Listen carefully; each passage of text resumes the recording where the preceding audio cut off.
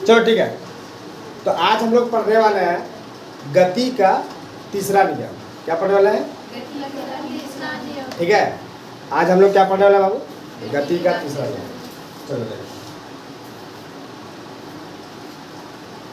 गति का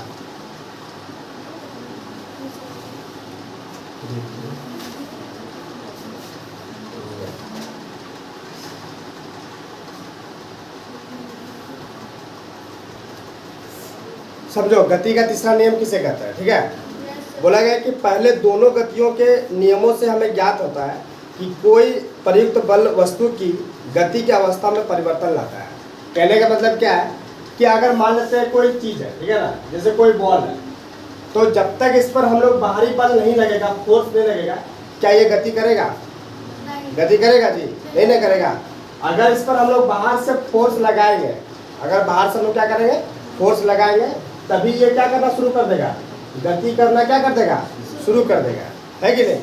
इसलिए यहाँ पर इम्पोर्टेंट क्या होता है कि गति करने के लिए हम लोग को क्या चीज़ का जरूरत पड़ता है? बल का। किसका जरूरत पड़ता है? बल का। और इसके साथ साथ इसमें ये भी डिफाइन किया जाता है, ये भी देखा जाता है कि उस चीज़ का वजन कितना है, उस चीज़ का वजन कितना है। जैसे कि मान लेते हैं कि अगर हम एक पेज ले लें, ठीक है ना, और पेज को अगर जोर से अगर फेंकने की कोशिश करेंगे तो ज़्यादा दूर तक जाएगा नहीं, लेकिन उसी को अगर हम लोग पूरा मोड़ दें, है ना, और उसको एक गोला बना लें, तो उसका वेट क्या हो जाएगा, थोड़ा सा बढ़ जाएगा। इसके बाद अगर फेंकेंगे तो उसको दूर तक जा सकता है कि नहीं, है ना। अगर तुम लोग एक कागज़ का टुकड़ा देते हैं, एक तो तुम लोग को पत्थर देते हैं और तुम लोग को बोलेंगे फेंको, है ना, तो ज़्यादा दूर तक कौन जाएगा? हाँ, पत्थर। पत्थर क्यों जाएगा बाबू? क्योंकि उसका वेट जो है, उसका भार जो है वो क्या है, ज़्यादा है। तुम लोग देखना कि जैसे कि बहुत सारा कार होता है, तो जो छोटा कार होता है, जो बड़ा वाला कार जो होता है, तो बड़ा कार का जैसे फॉर्च्यूनर वगैरह जो हो गया, उसका हाइट ज़्यादा रहता है, उसका वेट ज़्यादा रहता है। तो जब रोड में जब चलता है ना, तो उसका स्पीड क्या होगा, ज़्यादा होगा। स्पीड क्या होगा, ज़्यादा। तो उसका पीछे का रीज़न है क्योंकि वो गाड़ी जो भारी गाड़ी है, बस समझे कि नहीं, उससे भी ज़्यादा स्पीड कौन चलेगा? तुम लोग को बड़ा बड़ा जो डंपल है, जो ट्रक वगैरह है, क्यों? क्योंकि उसका वेट क्या है, उससे भी ज़्यादा है। क्या है उसका वेट, क्या है उससे भी ज़्यादा है। तो हम लोग देख सकते हैं कि पहले जब एक वस्तु दूसरी वस्तु पर बल लगाती है, तब दूसरी वस्तु द्वारा पहली वस्तु पर ताक्षणिक बल लगाया जाता है, ठीक है ना।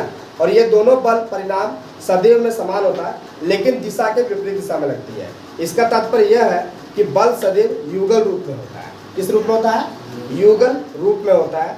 और यह बल एक वस्तु पर कार्य नहीं करती है, बल्कि दो अलग अलग वस्तु पर कार्य करती है ना। जैसे कि हम लोग बात करते हैं फुटबॉल का, तो फुटबॉल के खेल में प्राय हम गेंद को तेज गति से किक मारने के क्रम में विपक्षी टीम के खिलाड़ी से टकरा जाते हैं, है ना। और उसके कारण क्या होता है, दोनों ही खिलाड़ी चोटिल होते हैं। और दूसरे शब्द में अगर देखा जाए, किसी एकल बल का अस्तित्व नहीं होता है, एकल बल का अस्तित्व नहीं होता है। कहने का मतलब यह है कि जैसे कि मान लेते हैं कि दो वस्तु है, एक वस्तु तुम्हारा इधर बना दिए, इसका नाम दे दिए ए, क्या दे दिए, ए, और एक वस्तु हम लोग इधर बनाए, जिसका नाम क्या दे दिए बाबू, बी। अगर मान लेते हैं दोनों अगर बल लगाता है, ठीक है ना, तो अगर ये वस्तु इस वस्तु से अगर टकराता है, तो दोनों दूसरे पर बल लगा रहा है। यहाँ पर जितना पावर से ये इसको धकेलेगा, इसको भी ये धकेलने का प्रयास करेगा, है ना।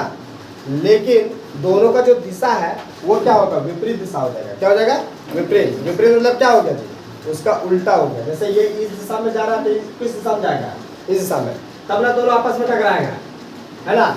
लेकिन इसका जो परिणाम जो होता है ना, इसका जो परिमाण है वो तुम्हारा एकदम क्या होगा, बराबर होगा। परिणाम क्या होगा, बराबर। इसी चीज़ को कहते हैं हम लोग गति का तीसरा नियम। और भी चीज़ें जो समझना तुम लोग, जैसे समझो किसी एकल बल का अस्तित्व नहीं होता। मतलब सिर्फ ऐसा नहीं होता है कि अगर हम लोग किसी चीज़ पर बल लगाए, किसी चीज़ पर हम लोग क्या किए, फोर्स लगाए, जैसे मानते हैं हम इसको अगर बल लगाते हैं तो उधर से भी हमको उतना ही फोर्स मिल रहा है, बस समझे कि नहीं। लेकिन जीतेगा वही जिसका वजन होगा ज़्यादा, जिसका वजन क्या होगा, ज़्यादा। अब जैसे मान लेते हैं एक छोटा सा बालक है, एक छोटा सा क्या है, बालक, और एक बड़ा सा आदमी है, एक बड़ा आदमी है, ठीक है। तो ये जितना पावर लगाएगा ये भी उतना ही कोशिश करेगा ताकत लगाने का, है कि नहीं। वो अलग बात है कि ये बच्चा जो है इससे नहीं जीत पाएगा, है कि नहीं। ये हो सकता है कि इसको धकेल दे, ये गिर सकता है, बस समझिए कि नहीं। इसके पीछे का रीजन क्या है, क्योंकि जो इसका वेट है, इसका वेट से क्या है, ज़्यादा है, और इसका वेट जो इसका वेट से क्या है, कम है।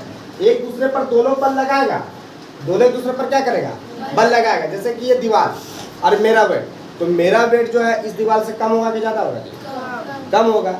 तो कम होने का हम इसको कितना भी धकल पाएंगे नहीं, लेकिन एक कॉपी एक बुक का हम लोग उसको वेट को उठा सकते हैं।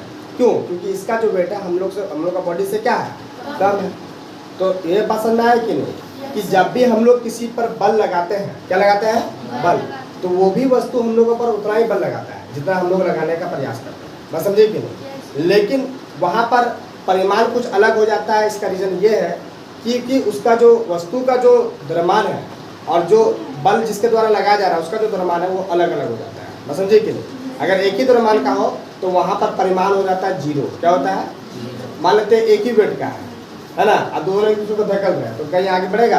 नहीं बढ़ेगा।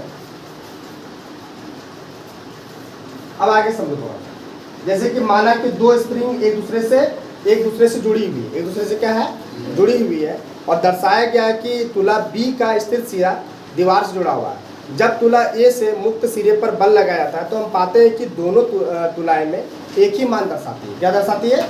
एक ही मान। जितना इसमें दर्शाया गया है, जितना इसमें अगर 5 kg दिखा रहा है तो उसमें भी कितना दिखा रहा है, 5 kg दिखा रहा है।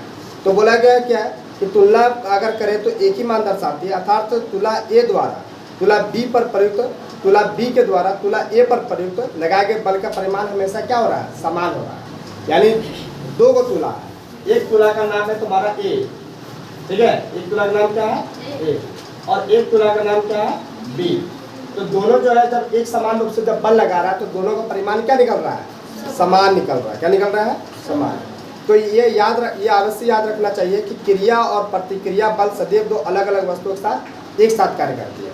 यानी क्रिया और प्रतिक्रिया, है ना, क्रिया और प्रतिक्रिया बल सदैव दो अलग अलग वस्तुओं के साथ एक साथ कार्य करते हैं। ये चीज तुम लोग लिख लो। क्रिया क्या होती है बाबू, क्रिया, और प्रतिक्रिया बल, कौन सा बल, प्रतिक्रिया बल। क्या बोले, पहला क्या बोले, क्रिया, और दूसरा क्या बोले, प्रतिक्रिया बल सदैव दो अलग अलग, सदैव मतलब हमेशा दो अलग अलग, दो अलग अलग वस्तुएं